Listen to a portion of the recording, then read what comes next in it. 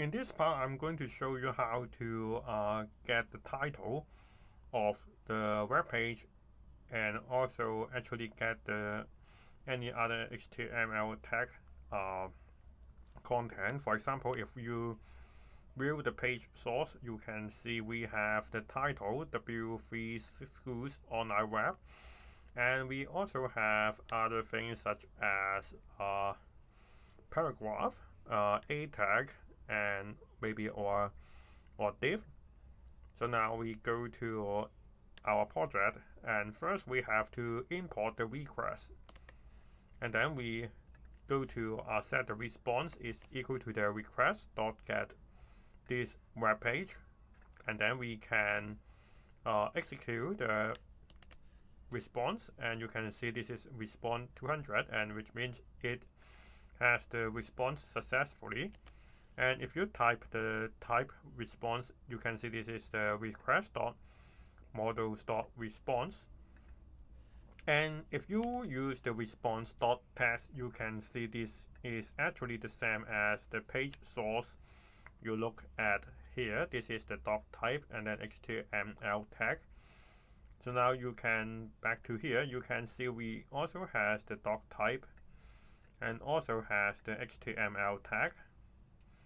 And now we can see this is not easy to read, so you can use the beautiful soup. So we import the bs4, and then we can use the bs4.beautiful soup, and then we put the response.test, and we use the LXML engine that we installed it in the previous lecture. So we use the soup, and now you can see this is exactly the same as this one. Now we can use this soup to get what we want. For example, we back to here first. We get the title, and we can see this is inside the array. So this is only the first item or the only items. So we can get this title by using the index. And we can use .getText functions to get the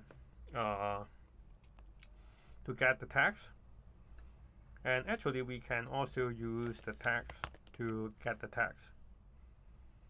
So now, if you go to here, we use the paragraph, and we can see there are many paragraphs. But if you want to, for example, you want to get this a popular programming language, and this is the fourth one, so we use the index 3. Now we get this, we can get this, and we can use the dot test, and we can get a popular programming language. So for any other tag such as a tag, you can see there are a lot of a tag. So if you want to use the third one, let's look at this one, and we can see this is reference, and then we take out the third one, and then we take out the text. Now we can see we got the reference this text. So this is how to get the content from the HTML tag.